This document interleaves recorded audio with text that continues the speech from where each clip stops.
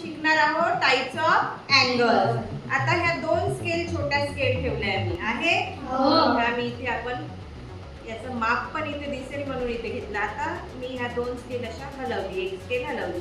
ही जी आकृती तयार झालेली आहे ही काय आहे? अँगल. Very good. आता आपण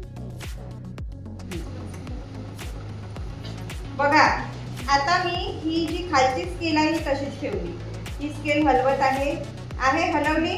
हा आपला अँगल तयार होऊन झालाय. ही जशी जशी स्केल मी समोर नेईल अँगलचं माप मेजरमेंट वाढत जाईल. आता हे जे आहे इथपर्यंत नेलं, हे काय झालं, हे 90 पर्यंत आलं. मी थोडं 90 पेक्षा कमी ठेवला. 90 पेक्षा कमी असेल, 90 पेक्षा लहान असेल, तो अँगल कोणता झाला आपला? Acute angle. कोणता झाला? Acute angle. समोर स्केलचं माप हळूहळू वाढवून येत आहे मी. आता दिसत आहे अगदी तंतोतंत 90 वर आलेला आहे. बघा, जेव्हा कोणत्याही अँगलचं माप 90 डिग्री असते त्याला म्हणतात राईट अँगल. कोणता अँगल? Right angle. आता वाढत आहे माप. आता 90 पेक्षा जास्त झालेलं आहे. मग कोणता अँगल तयार होतो?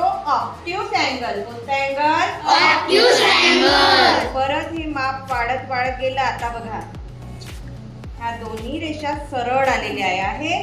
म्हणजे 0 पासून सुरुवात केलं 180 डिग्री पर्यंत आलेला आहे.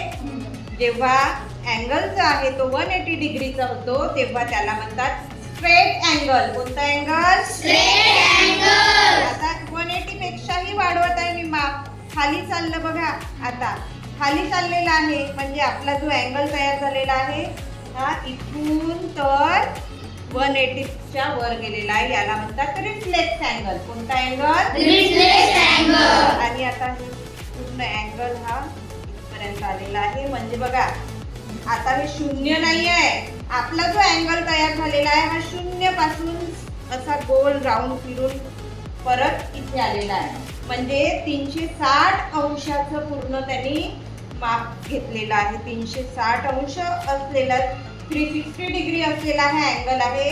याला म्हणतात कम्प्लीट अँगल. कोणता अँगल? Complete angle. तर हे angle zero angle, acute angle, right angle,